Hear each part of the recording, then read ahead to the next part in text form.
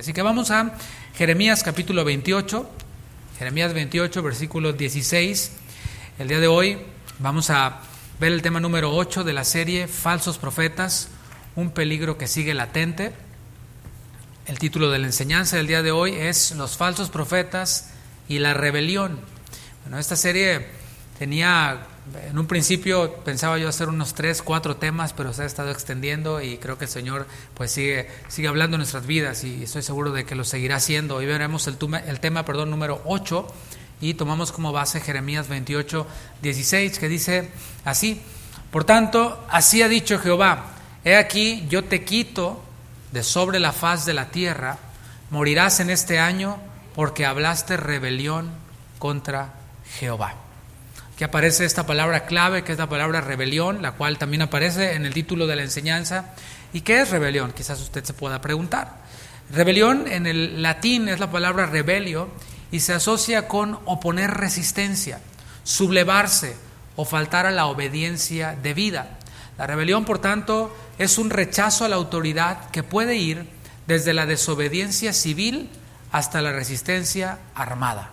Esta desobediencia civil, pues en ella va incluida pues todos los requisitos para que la sociedad funcione en orden, ¿cierto? Veíamos el viernes que este mundo está bajo el maligno, pero aunque está bajo el maligno hay ciertas reglas para que la sociedad funcione de manera ordenada, de manera que están estas leyes civiles, las cuales cuando se rechazan pues está incurriendo en rebelión y obviamente hay un castigo a esta resistencia acerca de la desobediencia civil, pero también llega un punto de la resistencia armada, ¿no? El levantarse contra un gobierno.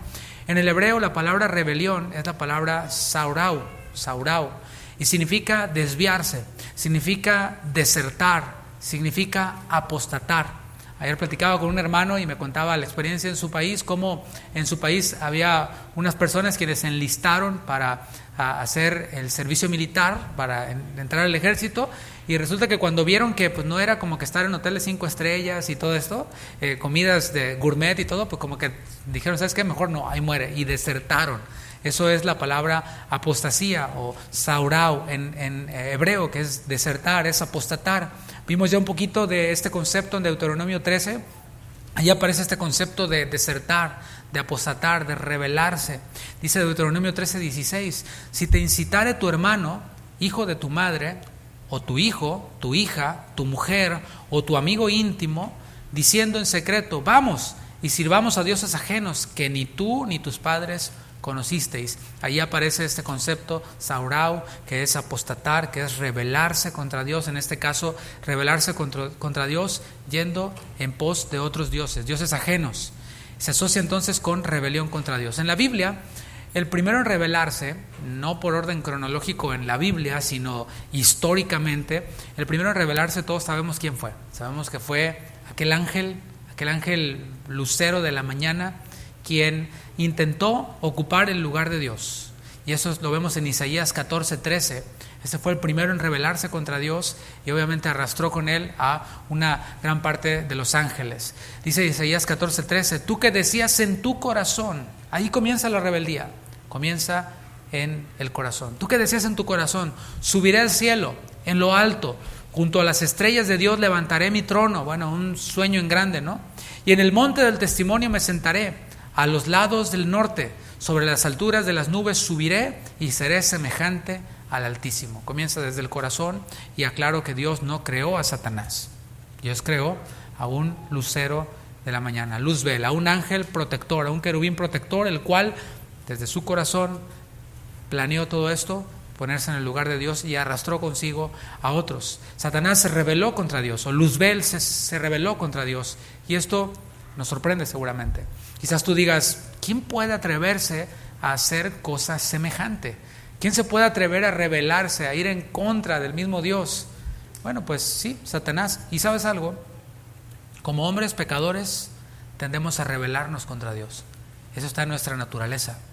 Los incrédulos, aquellos quienes no han reconocido al Señor Jesucristo como su Salvador y como su Señor, los que no son convertidos, por naturaleza son enemigos de Dios. Y nosotros lo éramos también, así lo dice Colosenses 1:21. A lo mejor esto te suena un poco fuerte, y si tú no te has encontrado con Cristo, o alguien quien nos vea puede decir: no, yo no soy enemigo de Dios, entre Él y yo todo bien, yo no me meto con Él, Él no se mete conmigo y todo bien. No, la Biblia dice que todo aquel quien no ha rendido su vida a Cristo es por naturaleza enemigo de Dios, se rebela contra Dios de forma natural.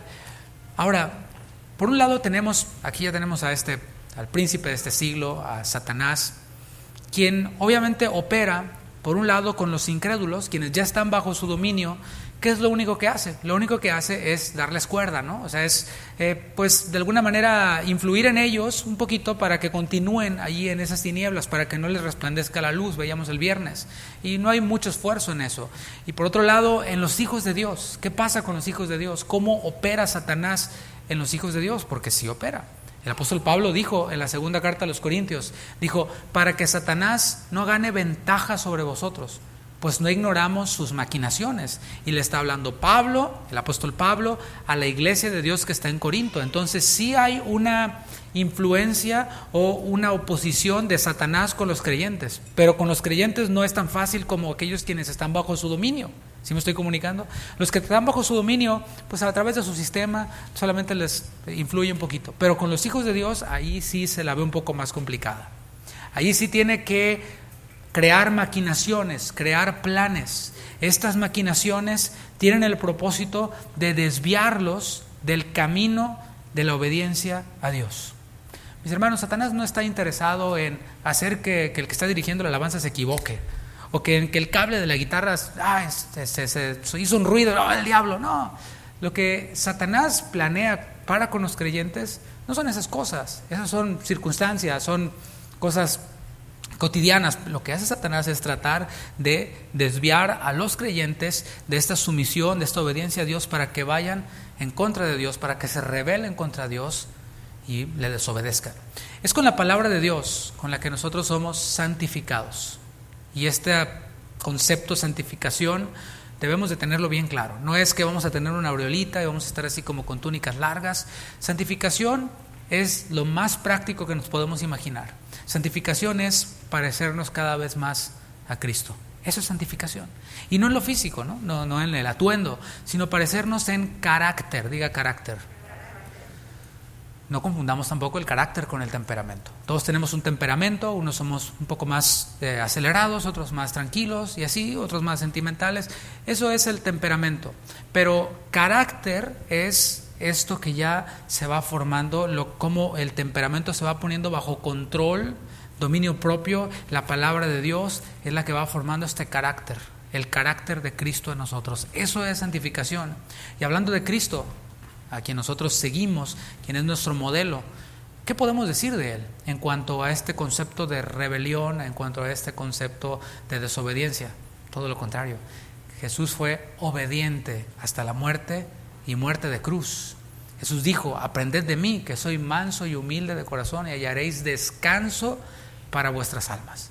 Y aquí nos encontramos nosotros la clave, por decirlo así. ¿Por qué estoy estresado? ¿Por qué estoy amargado? ¿Por qué estoy insatisfecho o insatisfecha? ¿Sabes por qué? Porque no has aprendido de Cristo, quien es manso y humilde de corazón, quien es obediente al Padre. Tan relevante era la voluntad del Padre para Jesús, así como relevante es para ti y para mí comer ese steak o lo que vayas a comer ahorita saliendo de aquí. Ese Señor Jesús, el Hijo de Dios, fue obediente hasta la cruz, y es a quien nosotros seguimos. Sin embargo, cuando no venimos a la palabra con un corazón dispuesto, somos tentados por Satanás. Hablaba yo de estas maquinaciones de Satanás. Y ¿sabes algo? Dentro de estas maquinaciones también a veces él utiliza la misma palabra, la misma escritura. Desde el principio, desde el Génesis, vemos cómo tentó a Eva. ¿Y sabes con qué la tentó? Con la palabra de Dios. No la palabra escrita, porque no había palabra escrita, pero sí con la palabra hablada de Dios. Le dijo la serpiente a Eva: con que Dios dijo que no comas de nada. Entonces la serpiente pues empieza en esta maquinación, y Eva responde: no, pues dijo que podíamos comer de todo menos del árbol. No van a morir, no moriréis, sino que sabe Dios que si comen de ese árbol van a ser igual que Él, Entonces les ofrece esto la serpiente por medio de las maquinaciones usando la misma palabra de Dios. ¿Y qué pasó? Todos ya sabemos la historia, ¿no? Eva comió y le dio a su esposo y el esposo comió. Y estamos aquí tú y yo.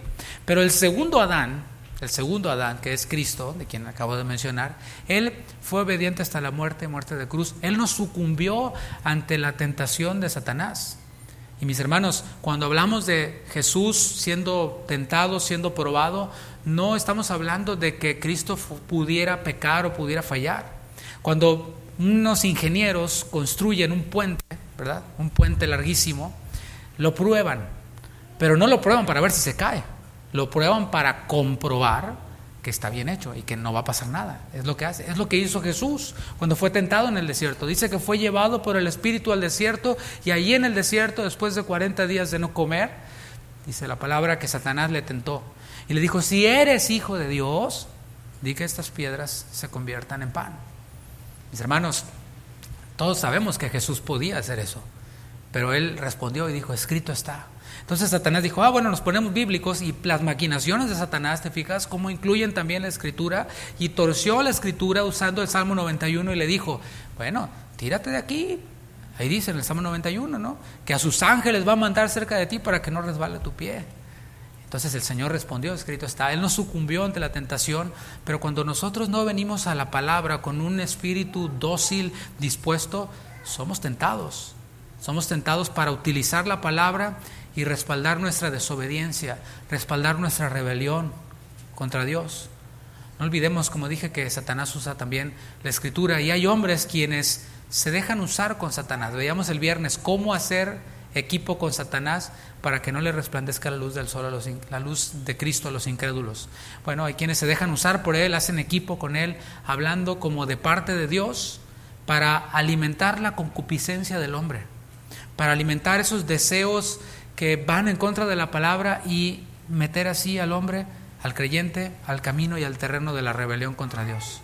Estamos viendo los profetas en el Antiguo Testamento, y cuando hablamos de profetas en el Antiguo Testamento, vemos que ellos tenían una gran influencia sobre el país.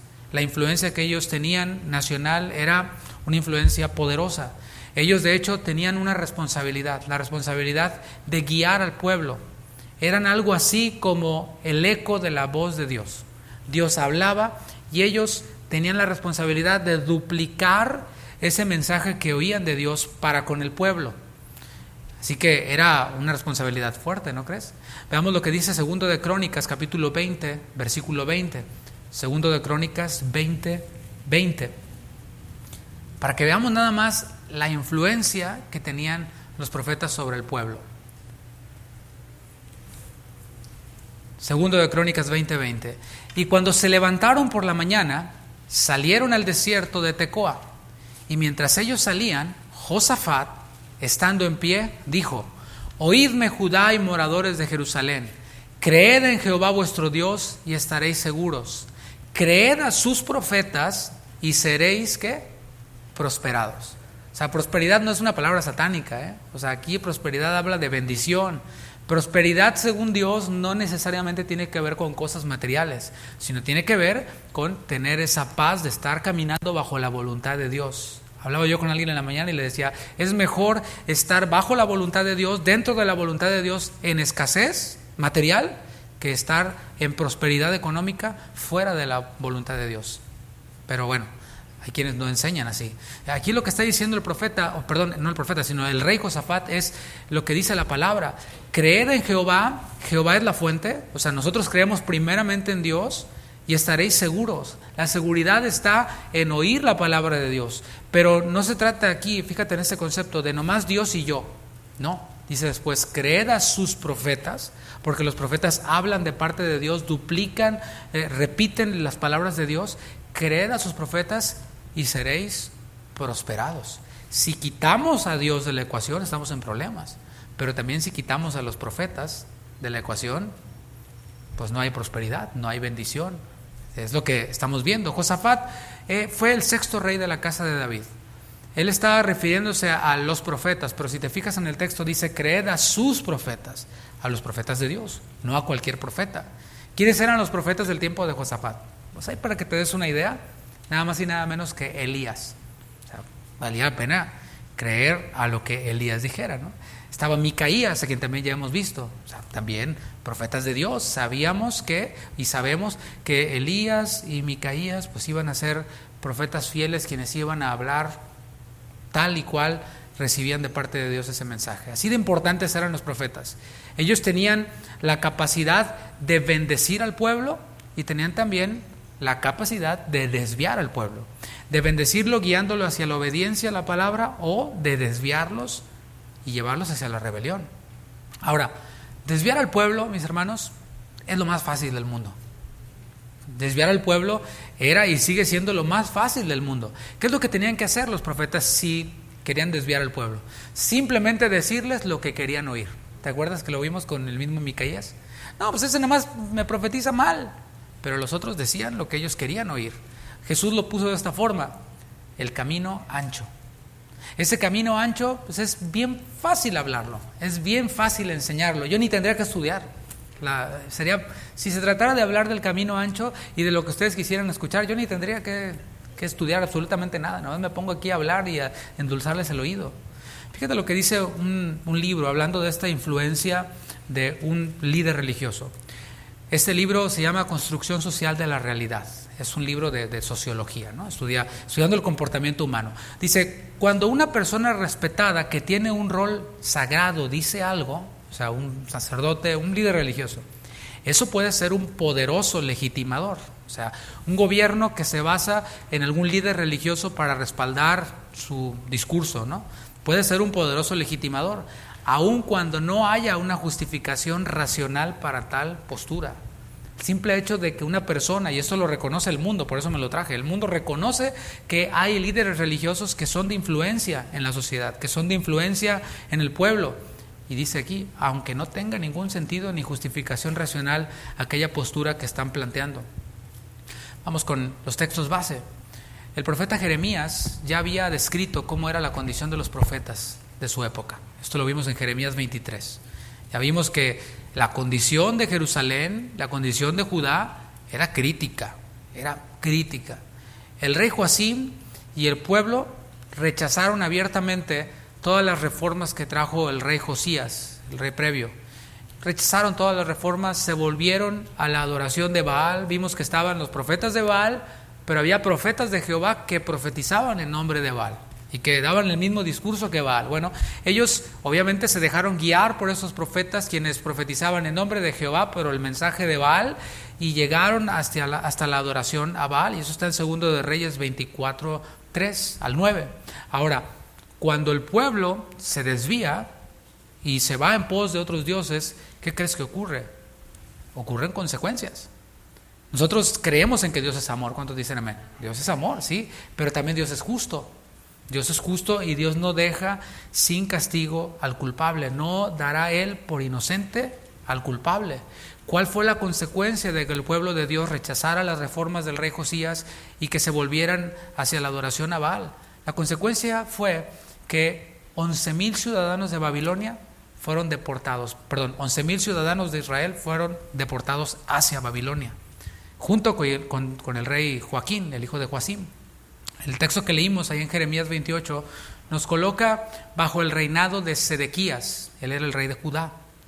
El nombre original de Sedequías era Matanías y tiene un significado. Los nombres en la Biblia tienen un significado. El significado del nombre Matanías es don de Jehová, regalo de Jehová. Así que vemos que estaban ellos bajo el imperio babilónico y el rey Nabucodonosor, rey de Babilonia, les da chance, no los destruye. Se lleva 11,000, pero los que se quedan les dice, les voy a dejar un rey y va a ser un rey que va a ser de los suyos.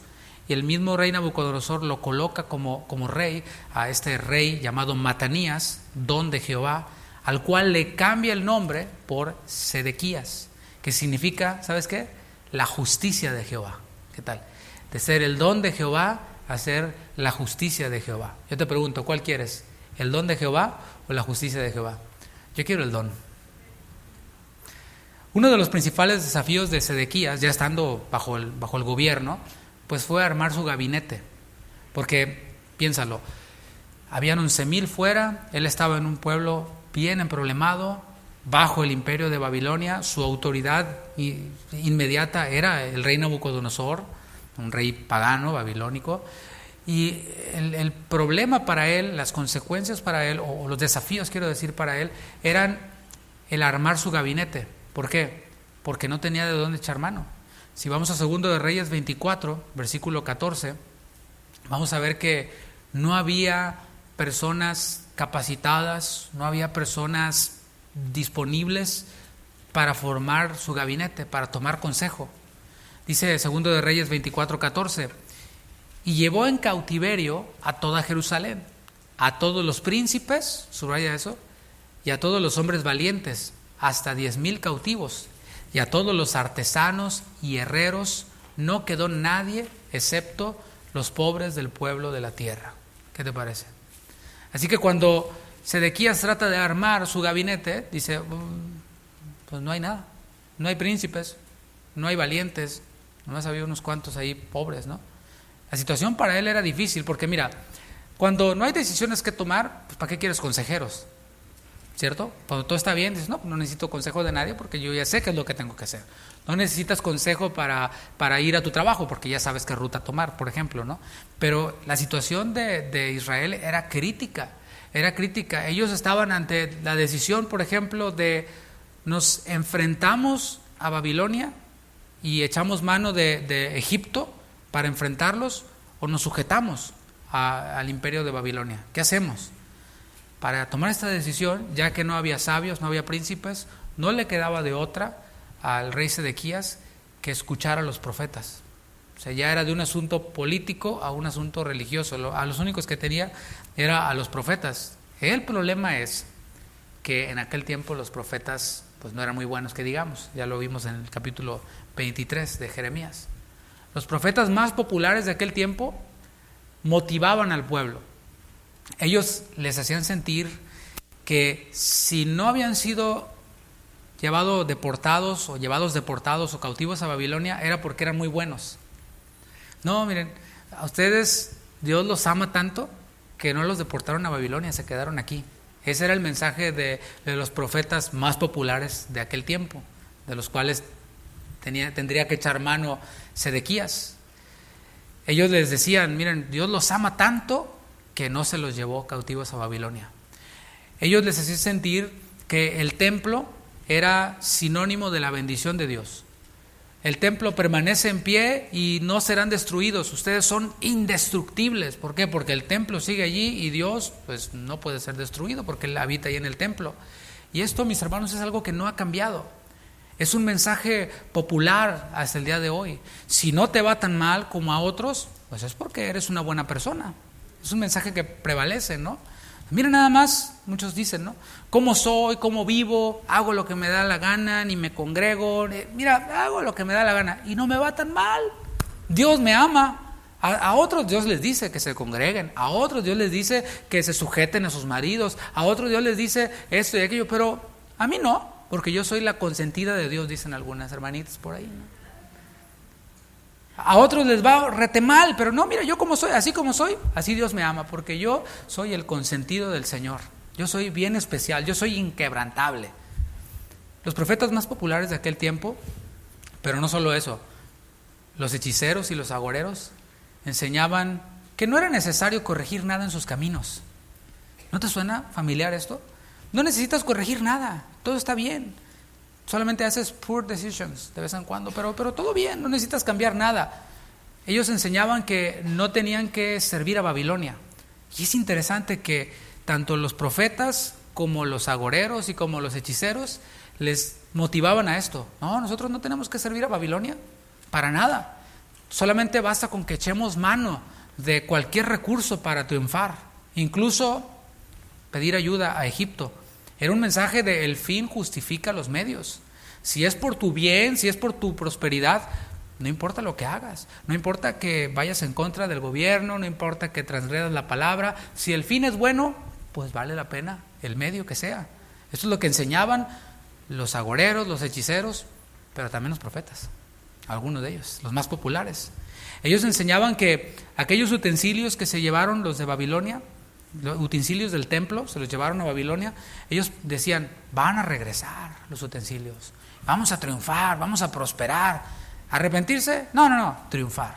Este era el mensaje más popular de los profetas de aquel tiempo, los que tenían más views en aquel tiempo, ¿no?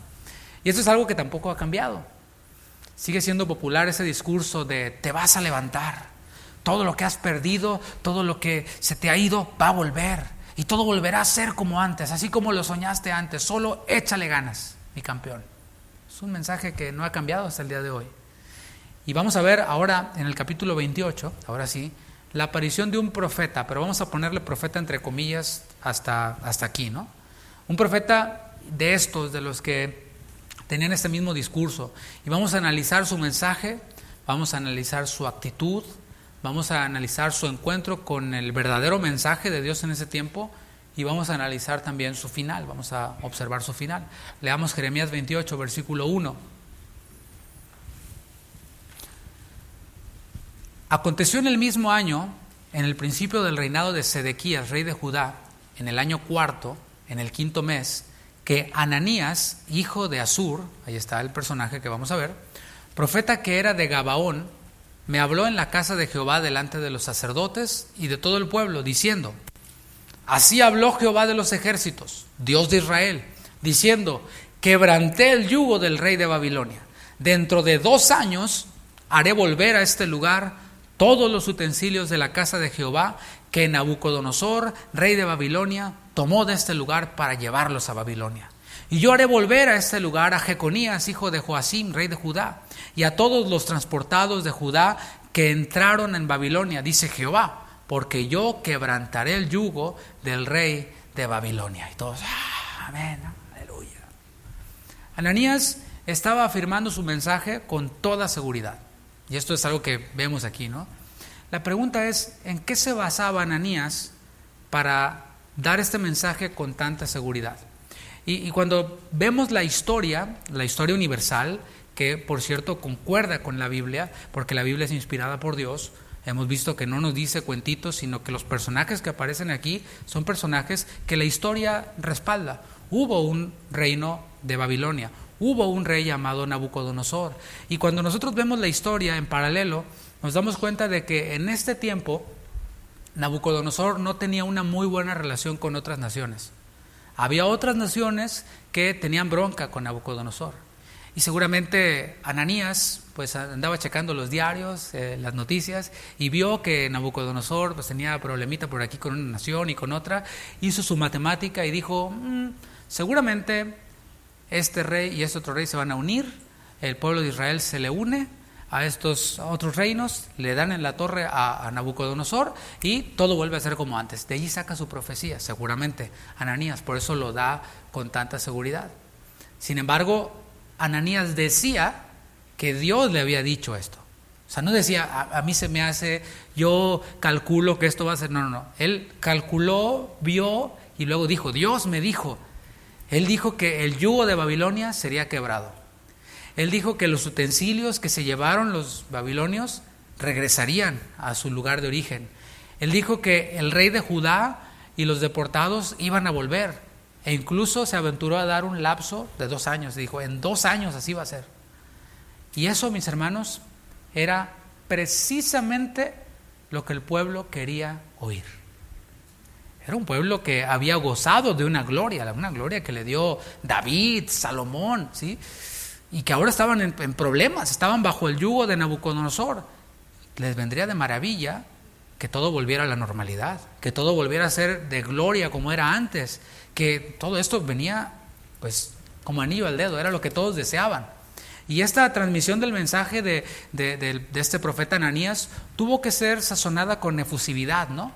O sea, así como con mucha fe, así como un lenguaje de fe. ¿Saben qué? El yugo será quebrantado y los utensilios volverán y todo. Sí, tuvo que ser así como que para ponerle más sabor al asunto, ¿no? Y esto resulta cómodo para nosotros decirle a una persona que está enfrentando una crisis, todo va a salir bien, tú sigue adelante. O sea, es parte de nuestra naturaleza. Parte de nuestra naturaleza humana tiene esta empatía por la persona que está pasando por un problema. Y ahí tienes a la persona que está pasando por un problema y está llorando y como que te empatizas, ¿no? Y como que hasta te dan ganas de llorar, de ver llorar al otro. Y vas y como que de manera natural le dices, todo va a salir bien. Bueno, eso está en nuestra naturaleza. El empatizar es bueno. Sin embargo, no podemos aventurarnos así nada más, porque esa persona puede estar sufriendo como consecuencia de sus malas acciones. Y no a cualquiera le podemos decir, todo va a salir bien, échale ganas, adelante. No podemos. Ahora, hay quienes, movidos por esas buenas intenciones y por esa empatía, involucran a Dios y dicen cosas como, mira, estos buenos deseos que tienen, los sazonan con palabra de Dios y le dicen, mira, todo obra para bien, todas las cosas ayudan para bien. Sí, mi hermano, pero a los que aman a Dios, dice Romanos 8:28, no a todos. O sea, ese todo obra para bien está reservado para los que aman a Dios. O sea, si no amas a Dios, y ese amar a Dios no es de, ay, qué bonito, yo sí lo amo mucho. No, no, no. Jesús dijo, si me amáis, guardad mis mandamientos. Entonces, los que aman a Dios, los que guardan sus mandamientos, para eso está reservado ese, todas las cosas ayudan a bien. No para el marido que dejó a su esposa o cambió la de 40 por 2 de 20 y anda de adúltero, y después la esposa lo deja y le pone a llorar, y no le puedes decir a ese, todo ayuda para bien. No, mijo. O sea, arrepiéntase, ese es el mensaje. ¿Te fijas cómo eso es solo un ejemplo de cómo no podemos decirle a cualquiera, todo va a salir bien, échale ganas? La Biblia dice que te arrepientas. Y hay quienes se aventuran a decir, así te dice el Señor, esto, y a darle una palabra de que yo te voy a sacar de esto y te voy a regresar como eras antes y te voy a bendecir. Hay quienes se aventuran. Sin embargo, volviendo con Sedequías, con este rey y con el profeta al cual estamos analizando, había unos pocos quienes tenían un mensaje muy distinto al de Ananías y al de los profetas más populares de aquel tiempo. Uno de ellos es Jeremías, de quien estamos estudiando en este libro, el autor de este libro, ¿no? Otro de ellos es un profeta llamado Urías. Si vas conmigo una paginita atrás, al capítulo 26, versículo 20, nos vamos a encontrar con este otro profeta, el cual tenía un mensaje muy diferente al mensaje de los profetas más populares, de los agoreros, de los brujos, que también daban su mensaje, ¿no? El horóscopo, lo que fuera. Dice Jeremías 26:20, hubo también un hombre que profetizaba en nombre de Jehová, Urías, hijo de Semaías, de Kiriat Jeraim, el cual profetizó contra esta ciudad y contra esta tierra, subraya ese contra, conforme a todas las palabras de Jeremías. Y oyeron sus palabras el rey Joacim y todos sus grandes y todos sus príncipes, y el rey, ¿qué dice? Lo invitó a cenar, ¿no? Le pagó unas vacaciones al Caribe, ¿no? Procuró matarle, entendiendo lo cual Urías tuvo temor y huyó a Egipto. Y el rey Joacim envió hombres a Egipto, a Elnatán, hijo de Acbor, y otros hombres con él a Egipto, los cuales sacaron a Urías de Egipto de los pelos, ¿no? Y lo trajeron al rey Joacim, el cual lo mató a espada y echó su cuerpo en los sepulcros del vulgo. Por un lado está padre decir lo que todos quieren oír porque a todos le caes bien, pero por otro lado, por supervivencia, ¿no? O sea, cuando ves las barbas de tu vecino cortar, pues pon las tuyas a remojar. Porque estabas viendo aquí a este profeta Urías que habló contra, ¿sí? No habló a favor, sino habló contra el pueblo de parte de Jehová, y así le fue. El mensaje entonces era bastante impopular. Ahora veamos un poco el mensaje de Jeremías, aunque ya vimos en el capítulo 23 lo que decía, ¿no? Y lo que denunciaba. Contrario a la creencia popular, Jeremías comunicó una señal que el Señor le dio. El mensaje popular era este: los feos fueron deportados a Babilonia, los buenos aquí nos quedamos. Aunque andemos bien mal, aunque vivamos como vivamos, pero somos los consentidos de Dios. Bueno, contrario a eso, Jeremías dio un mensaje con una señal que Dios le dio. La señal consistía en esto. El Señor le dijo, ahí afuera del templo hay 2 cestas. Una cesta tiene higos muy buenos y otra cesta tiene higos muy malos. Eso está en el capítulo 24, lo estoy parafraseando. El Señor le dijo, la cesta que contiene higos buenos representan a los exiliados en Babilonia. Y la cesta que contiene los higos malos representan a Sedequías, a sus príncipes y a todo el pueblo que se quedó allí con ustedes. Era todo lo contrario. O sea, los malos estaban ahí y los buenos estaban deportados. ¿Qué pasó? ¿A quién le hacemos caso? Contrario también a la enseñanza popular, Jeremías comunicó un mensaje de parte de Dios en el cual él iba a destruir el templo si ellos no se arrepentían. El mensaje popular vimos que era, no, somos inquebrantables. Ahí está el templo, ahí está Dios, Dios está con nosotros, no hay nada que arreglar, seguimos adelante. Pero contrario a eso, en el capítulo 26, ese sí lo vamos a ver, capítulo 26, versículos del 1 al 7, aquí leemos lo que el Señor les dijo de parte de Jeremías. Dice Jeremías 26, 1: En el principio del reinado de Joacim, hijo de Josías, rey de Judá, vino esta palabra de Jehová diciendo: Así ha dicho Jehová, ponte en el atrio de la casa de Jehová y habla a todas las ciudades de Judá que vienen para adorar en la casa de Jehová. Todas las palabras que yo te mandé, hablarles. No retengas palabra. Quizá oigan y se vuelvan cada uno de su mal camino, y me arrepentiré yo del mal que pienso hacerles por la maldad de sus obras. Les dirás, pues así ha dicho Jehová: si no me oyereis para andar en mi ley, la cual puse ante vosotros, para atender a las palabras de mis siervos los profetas, que yo os envío desde temprano y sin cesar, a los cuales no habéis oído, yo pondré esta casa como Silo. A ver, vamos a poner un paréntesis ahí. Leemos Silo y tenemos que conectarlo con 1 de Samuel. Aquel sacerdote llamado Elí, que era un sacerdote perverso, y no solo perverso, sino que además era negligente, y el cual tenía unos hijos que eran de lo peor. Fornicaban con las mujeres ahí en el mismo templo. Bueno, un desastre. ¿Qué ocurrió? Que el Señor trajo disciplina sobre ellos. Cayó muerto este sacerdote llamado Elí, los hijos también fueron muertos primeramente, pero eso no fue lo más grave. Lo más grave fue que el arca de la presencia de Jehová fue llevada por los filisteos. Y ocurre esta frase que dice ahí: y Cabot, la gloria de Jehová se ha ido. O sea, no fue una destrucción como tal del templo. El templo estaba ahí, pero la gloria de Jehová ya no estaba ahí. Entonces, cuando trae esta referencia de poner esta casa como Silo, es decir, mi presencia se irá. Ya no van a contar con mi bendición. Esta ciudad, continuamos leyendo, y esta ciudad la pondré por maldición a todas las naciones de la tierra. Y los sacerdotes, los profetas y todo el pueblo oyeron a Jeremías hablar estas palabras en la casa de Jehová. Todos las oyeron. Nadie podía decir, no, pues yo no fui, yo no supe, no sé qué pasó.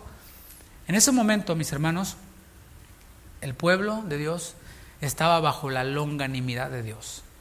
¿Qué es longanimidad? Porque a lo mejor no es una palabra muy familiar para nosotros. Longanimidad es esto: alguien hace algo que no debe hacer y merece un castigo. ¿Estamos bien? Pero no lo recibe. Entonces, a eso le llamamos paciencia, ¿verdad? Esa sí la conocemos toda. Después, esa persona persiste en eso que no debe hacer. Y dices, ¿merece castigo? Sí, ahora ya lo va a recibir, pero no lo recibe todavía. Persiste en ello y dices, ahora sí viene el castigo, pues no lo recibe. Paciencia.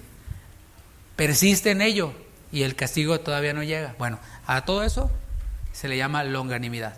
Es paciencia, paciencia, paciencia, paciencia. Pero el hecho de que haya una longanimidad de parte de Dios no quiere decir que sea nuestro derecho. La paciencia de Dios no es nuestro derecho. La longanimidad de Dios tampoco es nuestro derecho. Bueno, ellos creían que esa longanimidad de Dios era su derecho por ser del pueblo de Dios. Ellos decían, bueno, Dios habita en el templo y no le va a pasar nada al templo, y mientras que esté el templo ahí, nosotros tenemos buena suerte. Así lo veían ellos. Dios no se puede destruir a sí mismo, o no puede permitir destruirse, pero ¿qué crees? Dios les estaba dando por medio de Jeremías esta idea revolucionaria para ellos de que el templo podía ser destruido, de que él no estaba ligado al templo. Y esto lo vimos desde la misma edificación del templo. Cuando fue dedicado el templo, vemos cómo ellos dijeron, este templo no puede contener a Dios. Es más, los cielos de los cielos no pueden contener a Dios. ¿Cuántos dicen amén? Dios no está encerrado en un templo. Dios es omnipresente, está en todos lados. Y lo vimos, el mismo Jonás lo experimentó, ¿verdad? Así que ellos estaban medio errados. Y además Jesús lo dijo también en el Nuevo Testamento. Le dijo a la mujer samaritana, Mira, tú te andas con tus discusiones de que si en el monte Gerizim, de que si en Jerusalén, pero ¿sabes qué? La hora viene y ahora es cuando los verdaderos adoradores van a adorar al Padre, no en este monte, ni en Jerusalén, en un templo, sino en espíritu y en verdad. Pero ellos habían tomado el templo como amuleto de la buena suerte y la longanimidad de Dios como un derecho. Pero el mensaje de Jeremías de parte de Dios era: yo no estoy ligado al templo de manera incondicional. Y si tú vas a Jerusalén, vas a ver que hay nomás una pared. Contrario al mensaje popular de que ellos no debían de someterse a Babilonia, al yugo de Babilonia, porque ese era el mensaje popular. No, nosotros tenemos que triunfar y no importa que nos salíamos con los egipcios porque nosotros somos el pueblo de Dios y vamos a vencer. Contrario a eso, Jeremías comunicó un mensaje de parte de Dios de que el yugo de Babilonia, el estar bajo el yugo de Babilonia, era disciplina de Dios a causa de su apostasía. Y que en vez de andar pensando en aliarse con Egipto para enfrentar a los babilonios, para rebelarse a los babilonios, deberían de arrepentirse. Mis hermanos, a veces lo complicamos mucho, pero es bien simple. Mira, mientras haya vida, hay oportunidad de arrepentimiento, ¿cierto? O sea, no es complicado. Pues si ya te moriste, pues ya no te puedes arrepentir. Entonces, ¿qué es lo que estaba haciendo Dios? Estaba manifestando esta longanimidad, la cual no era derecho de ellos, esta longanimidad poniendo el yugo de Babilonia. Y estaba haciendo esto, prolongándoles la vida o dándoles la oportunidad de que vivieran para que se arrepintieran. La vida que tienen los incrédulos, Dios se las está dando para que se arrepientan. La vida que tenemos tú y yo, los hijos de Dios, Dios nos la está dando para que le glorifiquemos. Pero si nos desviamos del plan de Dios y nos rebelamos contra Dios y tenemos vida, es una oportunidad para arrepentirnos. Así que Jeremías comunicaba este mensaje: el yugo de Babilonia es disciplina de Dios. En el capítulo 27, hay un capítulo antes, vemos cómo Jeremías usó PowerPoint para manifestar o para ilustrar su mensaje. ¿Qué hizo? Se puso un yugo de veras, una madera de estas que les ponían a los animales para que araran la tierra, y andaba por todos lados Jeremías con el yugo. Y decía: el yugo de Babilonia es de parte de Dios, tenemos que someternos al yugo de Babilonia, tenemos que someternos a Babilonia, a Nabucodonosor. Y lo hizo visual. Mis hermanos, estaba Jeremías diciendo: esto es de parte de Dios, esto es disciplina de Dios. Y a pesar de ser algo duro, la disciplina es una muestra del amor de Dios. Yo sé que disciplina es un tema innombrable en muchas iglesias de nuestra región y del mundo entero. No, disciplina, no, ¿cómo crees? Dios es amor. Sí, Dios es amor. ¿Cuántos dicen amén? Yo digo amén. Pero también dice la palabra: Dios al que ama y azota al que recibe por hijo. Entonces, a los bastardos, según Hebreos, a los que no son hijos, pues Dios no los disciplina. ¿Qué les va a disciplinar si ya están bajo condenación? Entonces, pues no les va a poner más de lo que ya tienen. Pero a los hijos, a los que hemos sido adoptados como hijos suyos, Dios nos ama y nos muestra su amor de muchas formas. O sea, no solo esta, sino nos muestra su amor hablándonos la palabra, consolándonos, redarguyéndonos, pero también, cuando no entendemos, disciplinándonos. Y yo ese amor es el que quiero de Dios. Todo su amor yo lo acepto, yo lo recibo, no sé tú, pero es la disciplina entonces una muestra de su amor. ¿Por qué? Porque Él deseaba mantenerlos con vida. En este contexto que estamos viendo, si ellos se rebelaban contra Nabucodonosor, iban a estar rechazando la disciplina de Dios. O sea, en el contexto que estamos viendo, rechazar el yugo de Nabucodonosor, de Babilonia, era rechazar la disciplina de Dios. Era como decir: no, yo no necesito disciplina de Dios, yo puedo conmigo mismo, yo me salvo a mí mismo, yo resuelvo mis problemas, yo puedo. Así que si ellos se rebelaban contra Dios, ¿qué crees que iba a pasar? Iban a morir. La única opción que les quedaba, si querían permanecer con vida, era someterse al yugo de Babilonia. Y así podrían arrepentirse. Así que hay una aplicación para nosotros, una aplicación bien práctica, pero también bien impopular. Y es esta: no rechacemos la disciplina de Dios. Gracias por ese amén. No rechacemos la disciplina de Dios, porque si nosotros rechazamos la disciplina de Dios, prestando oído a aquellos quienes nos dicen: no, tú no tienes nada que arrepentirte, tú no, ¿para qué te metes ahí? Nomás te están condenando. Y no, tú ve en pos de tus sueños y no sé qué, no te arrepientas. Bueno, eso, mis hermanos, trae consigo destrucción. Así que no rechacemos la disciplina de Dios. Apartémonos de aquellos quienes nos alientan a rechazar la disciplina de Dios. Regresamos al capítulo 28, ahí de Jeremías. Entonces vimos cómo este profeta Ananías da este mensaje optimista, ¿no? Bien intencionado y bien optimista, y lo hace delante de los sacerdotes, delante del pueblo, y vemos cómo, ahora vamos a ver, en el versículo 6, cómo reacciona Jeremías. Dice Jeremías 28, versículo 6. Y dijo el profeta Jeremías: amén, así lo haga Jehová. ¿Qué tal? ¿Cuál era el mensaje de Ananías?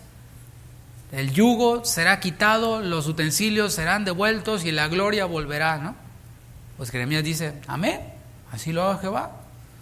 Confirme Jehová tus palabras, con las cuales profetizaste que los utensilios de la casa de Jehová y todos los deportados o transportados han de ser devueltos de Babilonia a este lugar. Amén. O sea, a menudo ocurre como que esta idea de que aquel quien comunica el mensaje de Dios, que es un mensaje de acusación la mayoría de las veces, como que tiene el deseo de que sean destruidas las personas. Mis hermanos, esto no es así. A menudo los verdaderos profetas son acusados de ser negativos. Platicaba hace tiempo, no sé si fue en esta serie, pero lo voy a volver a repetir porque viene el caso, de un mensaje que recibí por medio de una red social. Este mensaje venía de parte de un pastor al cual yo conozco desde hace muchos años y nos perdimos la pista. Entonces no sabía yo nada de él y él nada de mí. Por su mensaje pude saberlo. Entonces recibo el mensaje de él, mira, y lo veo. Y me dice: ya vi que andas con ese Chuy Olivares. Me dice, no, así le pone así, no. Ese es bien negativo, nada le parece. Te hubiera sido, que me empieza a nombrar con otros profetas de la prosperidad, ¿no? Te hubiera sido con este, pero con todos menos con Chuy Olivares. Pues yo le respondí y le puse, qué buena broma, ¿no? Pues de ahí salí, ¿cómo es que voy a irme para allá, por otro lado, ¿no?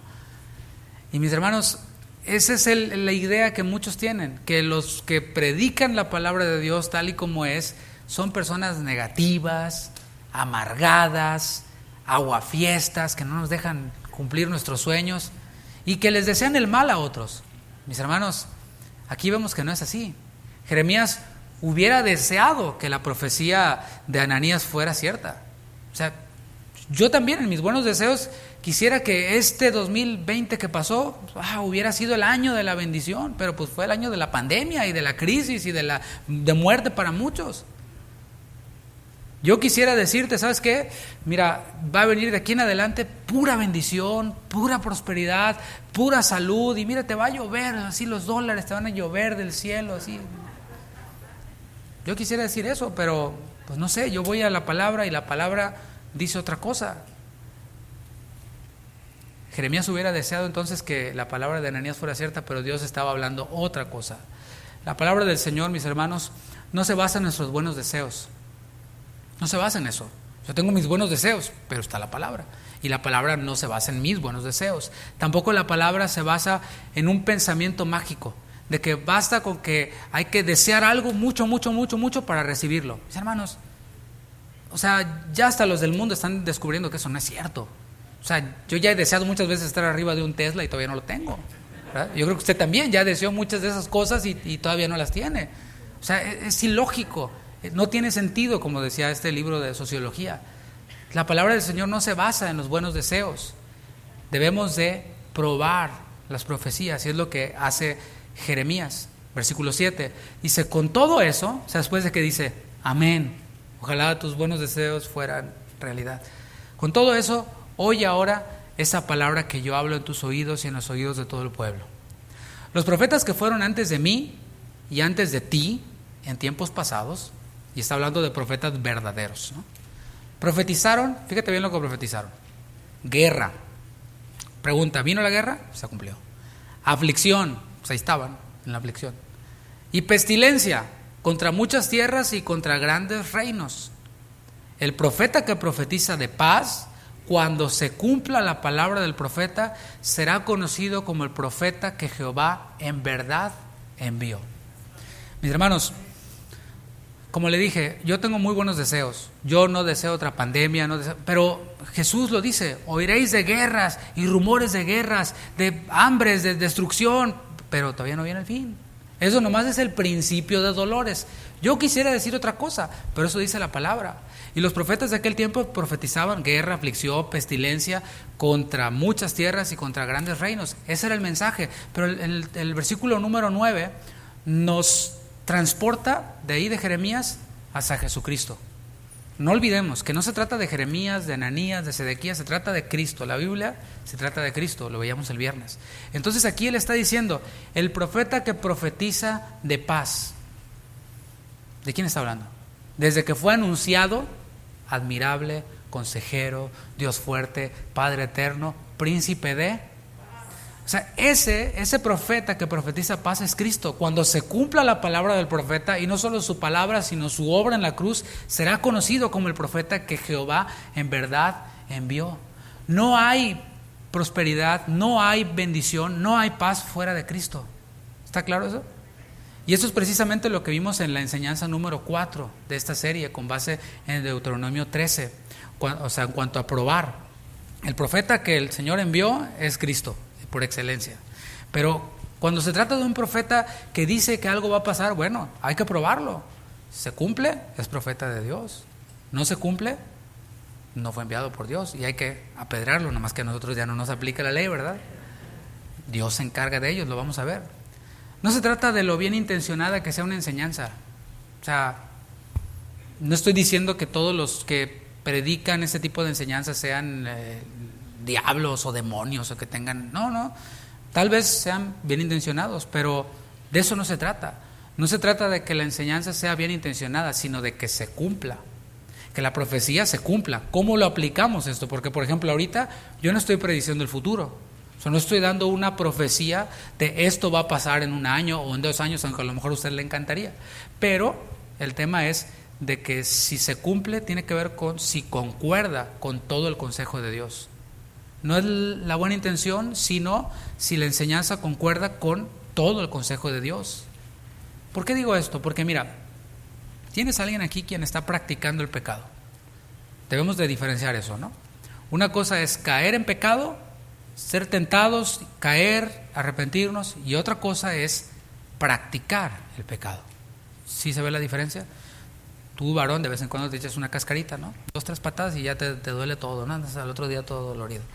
Es diferente esa práctica o ese juego pues, casual a el Chicharito, ¿no? O a Messi o a un jugador de fútbol que está practicando eso como de forma habitual. Bueno, esa es la diferencia. Aquel quien está practicando el pecado, pues a alguien así no se le puede decir: hermano, échale ganas. No te dejes disciplinar, no te arrepientas, no, y te dejes disciplinar, échale ganas, Dios te ama, tú eres especial. No se le puede decir eso. ¿Qué es lo que se le debe de decir?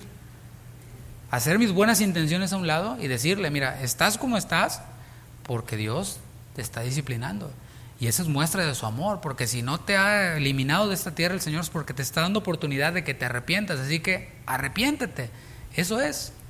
Ya vimos que no es lo mismo un profeta equivocado que un falso profeta. Hicimos de hecho una pequeña pausa en la cronología para ver a Jonás, y vimos que no es lo mismo un falso profeta que un profeta equivocado, aunque se parecen mucho. ¿Qué es lo que distingue a un falso profeta de un profeta equivocado? ¿Sabes qué es? La obstinación. Diga obstinación. Por ejemplo, Jonás, dentro de su desobediencia y dentro de todo su error, guió al pueblo hacia el arrepentimiento. O sea, guió a Nínive hacia el arrepentimiento. Todo mal si quieres, pero al fin llegaron allá. Pero vamos a ver cómo Ananías reacciona ante esta palabra de Dios. Dice el versículo 10: entonces el profeta Ananías quitó el yugo del cuello del profeta Jeremías y lo quebró. A ver, te recomiendo, por cierto, que veas la película de Jeremías. Ahí está, la vida de Jeremías, en YouTube, gratis. Te va a edificar, te va a hacer mucho mejor que La Rosa de Guadalupe o que cualquier otra cosa, ¿no? O que las noticias, ¿no? Ya sabemos, son las mismas siempre, pero bueno.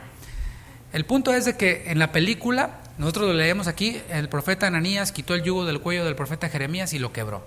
En la película se ve la escena, cómo está el rey, está el pueblo, están todos, está Jeremías con su yugo, y viene Ananías y le da una pero recia, lo tira al piso y en el piso lo está pateando y rompe el yugo, pero pues lo traía puesto Jeremías, ¿no? Le pone una revolcada ahí a Jeremías. Y después dice versículo 11, y habló Ananías en presencia de todo el pueblo diciendo, así ha dicho Jehová. O sea, y Jeremías ahí todo revolcado, ¿no? En el piso con el yugo todo roto. De esta manera romperé el yugo de Nabucodonosor, rey de Babilonia. ¿Te fijas? O sea, no le dijo, a ver, con permiso, profeta, ¿me permite el yugo? Gracias, lo vamos a poner por aquí, vamos a romperlo. Toma, yugo feo. No, o sea, tenía que ponerle enjundia, ¿no? Dice, de esta manera romperé el yugo de Nabucodonosor, rey de Babilonia. ¿Qué tal? Aquí vemos la obstinación de Ananías ante el mensaje de Dios y ante la actitud de Jeremías, que decía, yo, ojalá se cumpliera lo que dices, pero no es lo que Dios está hablando. Ante todo eso, él se obstina y persiste en su falsa profecía, y esa vez lo hace con más intensidad. Romper violentamente el yugo que traía Jeremías para ilustrar lo que Dios estaba hablando, la profecía divina, ¿sabes qué es lo que manifestaba? Manifestaba rebelión hacia la palabra de Dios, rebelión que sale del corazón. Eso es lo que dice la palabra, eso es lo que dices tú, verdadero profeta, pero mis chicharrones truenan. Era persistencia, rebelión hacia la palabra de Dios. Manifestaba también arrogancia, porque no solo se atrevió a afirmar su profecía y a hacerla visual. Tú la haces visual con un yugo, pues yo hago visual que se rompe el yugo. Bueno, fue más allá. Después de decir, de esta manera romperé el yugo del Nabucodonosor, rey de Babilonia, del cuello de todas las naciones. O sea, no varón, no nomás de Babilonia, de todas las naciones. Y todos, aleluya, ¿no? Dentro de 2 años, o sea, lo afirma. Y en la película se ven que todos están ahí, duelo de profetas, ¿no? Jeremías nos enseña también cómo debemos de tratar a los falsos profetas, a quienes persisten obstinadamente en su rebelión contra Dios. Ahí está en el texto. Dice, y siguió Jeremías su camino. O sea, no se paró y no se le puso al brinco y pues ahorita vas a ver que Dios está con... No. Dice que se paró, todo revolcado y todo, y siguió su camino. Eso es lo que nosotros debemos de hacer. Tenemos que continuar con el llamado de Dios para con nosotros. Mis hermanos, esto tiene una aplicación tan práctica como esto. Hay muchos quienes se meten a las redes sociales para ver qué es lo que está enseñando el profeta de Guatemala, el profeta de Miami, el profeta de Argentina, y se ponen ahí a comentarles, y veo los comentarios y hace cuenta que estoy leyendo al fariseo de la parábola, ¿no? Dice, Señor, te doy gracias porque yo no soy como esos mugrosos falsos profetas, ¿no? Y qué terrible. Mis hermanos, no perdamos el tiempo en eso. Hacer eso también es un error. La palabra dice que el siervo de Dios no debe ser contencioso, porque todavía sorprende más ver esos videos que alguien se tomó el tiempo de hacerlos, de publicarlos y de reaccionar, y meterse y ver en los comentarios a siervos de Dios, a pastores, a ministros comentando, no, pues sí, y peleándose con otro, en Facebook, pastores, dices tú, ¿en serio? Ahí te encargo a la iglesia cómo está, cómo están las ovejas. La palabra dice entonces que el siervo no debe ser contencioso, y aquí vemos a Jeremías dando evidencia de eso, ¿no? Se para y sigue su camino. El tiempo que nosotros tenemos de parte de Dios es un tiempo valioso. Efesios 5:16, ¿qué dice? Aprovechando bien el tiempo, porque los días son malos. Ya sabemos que los días son malos. ¿Qué vamos a hacer? ¿Detenernos a ver cuán malos son los días, o vamos a aprovechar el tiempo caminando hacia esta carrera de la fe con los ojos puestos en Jesús? Esos pastores que se la pasan haciendo videos de denuncia y reaccionando, video reacciones, mejor que se pongan a estudiar, ¿no? Para predicarle a su iglesia. Mejor que se pongan a aconsejar a hermanos que tienen necesidad. Mejor que se pongan a orar, que aprovechen bien el tiempo, es lo que estoy diciendo. Porque yo hasta ahora nunca vi a nadie en los comentarios que diga, es cierto, me arrepiento de mis pecados. Yo andaba en eso y salgo de ahí. No, mis hermanos, es el Espíritu Santo por medio de su palabra. La palabra de Dios es la que trae convicción de pecado. Así que, ¿qué es lo que trae convicción? ¿Denunciar y estar apuntando y esto? ¿O predicar la sana doctrina? Pues claro, es obvio, ¿no?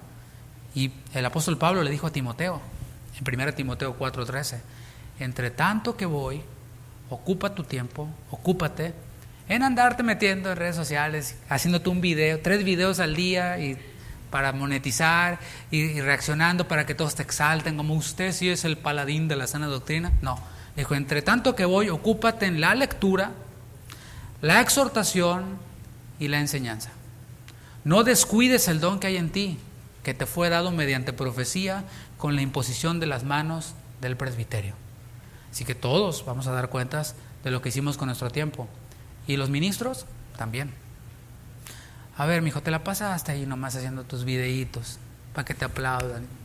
No, ocúpate de la lectura, la exhortación y la enseñanza. Jeremías entonces va siguiendo su camino, resistiéndose a reaccionar con su propio ímpetu, se resiste a reaccionar, pero ¿sabes algo? El Señor lo mueve a hablar algo más. Dice el versículo 12, y después que el profeta Ananías rompió el yugo del cuello del profeta Jeremías, vino palabra de Jehová a Jeremías, diciendo, lo imaginas, ahí va en su camino, ve y habla a Ananías diciendo, así ha dicho Jehová, yugos de madera quebraste, mas en vez de ellos harás yugos de hierro. Porque así ha dicho Jehová de los ejércitos, Dios de Israel, yugo de hierro pues puse sobre el cuello de todas estas naciones para que sirvan a Nabucodonosor, rey de Babilonia, y han de servirle, y aún también le he dado las bestias del campo. Entonces dijo el profeta Jeremías al profeta Ananías, ahora oye, Ananías, Jehová no te envió, y tú has hecho confiar en mentira a este pueblo. ¿Qué tal? Él no reaccionó con su reacción, reaccionó con lo que la palabra de Dios vino a él. Simplemente le dijo, yo te podría decir otra cosa, pero esto es lo que te dice Dios. Jehová no te envió, y tú has hecho confiar en mentira a este pueblo. Y allí queda Ananías expuesto delante del pueblo, delante del rey, delante de todos, como alguien quien se estaba aventurando a ir por su propia cuenta, sin el respaldo de Dios, como alguien quien guiaba al pueblo a una falsa confianza, a una falsa esperanza. Versículo 16, para que veamos cómo es Dios quien se encarga de los falsos profetas. No dice tampoco que Jeremías lo haya agarrado a patadas ni nada, simplemente le dijo lo que Dios le dijo que dijera. Versículo 16, por tanto, así ha dicho Jehová, he aquí, yo te quito de sobre la faz de la tierra, morirás en este año porque hablaste, ¿qué? Rebelión contra Jehová. Pero estaba hablando, así dice Jehová, estaba dando un mensaje bien intencionado, un mensaje positivo, pero era un mensaje de rebelión. Será Dios, mis hermanos, quien quite a los falsos profetas. Por más que ellos traten de levantarse, por más que traten de levantar su imagen y todo esto, será Dios quien los quite. Fíjate cómo trabaja Dios. Ananías se aventuró a ponerle tiempo. Es decir, en 2 años todo esto, van a regresar los exiliados, van a regresar los utensilios y vamos a tener la gloria que teníamos antes. ¡Aleluya! ¿Sí? 2 años dijo, pero el Señor le dijo, en 1 año tú te vas a morir. ¿Cuál era el motivo por el cual iba a morir? El motivo era alentar al rey Sedequías a que traicionara a Nabucodonosor. Fíjate cómo viene todo en el mismo paquete. Dios no te envía, dices mentira, hablas rebelión, pero dentro del mismo paquete está la traición. ¿Por qué? Porque vimos al principio que Nabucodonosor fue el que puso a Sedequías. Era un rey vasallo y este profeta Ananías estaba diciéndole, rebélate contra aquel quien tuvo confianza en ti, por decirlo así. Dios no obra dentro de la traición. ¿Usted cree que Dios obra dentro de la traición? Por supuesto que no. Sin embargo, hay quienes traicionan y dicen que Dios les dijo. Pues quién sabe cuál Dios. Alentar al pueblo a rechazar la disciplina de Dios era lo que estaba haciendo también este profeta, diciéndoles, rebélense contra el rey pagano que Dios está usando para que se arrepientan. Y lo dice al final, porque hablaste rebelión contra Jehová. En la Nueva Traducción Viviente dice, porque te rebelaste contra el Señor. Ahora, ¿qué pasó con el rey? ¿Se habrá dejado guiar por lo que el profeta Ananías le decía? Ahí tenía él la palabra de Jeremías y la palabra de Ananías. Él escogía. Ahora, mis hermanos, Jeremías previamente había dicho, si no se arrepienten van a ser llevados cautivos a Babilonia. 11,000 ya estaban en Babilonia. Entonces, el profeta que hablare cosa y que se cumpla, ese es un verdadero profeta. Y allí estaba Jeremías. Ellos estaban viviendo bajo el cumplimiento de la profecía que Jeremías había dado. ¿Y qué hizo el rey Sedequías? Se dejó guiar hacia la rebelión por este falso profeta. Dice 2 de Reyes 24:20: vino pues la ira de Jehová contra Jerusalén y Judá, hasta que los echó de su presencia, y Sedequías se rebeló contra el rey de Babilonia. Tuvo la decisión en sus manos, tenía todo el material para juzgar y se fue detrás de la rebelión. Ahora, vamos a ver cómo terminó el rey Sedequías, después de que se rebeló contra el rey de Babilonia y como consecuencia se rebeló contra Dios.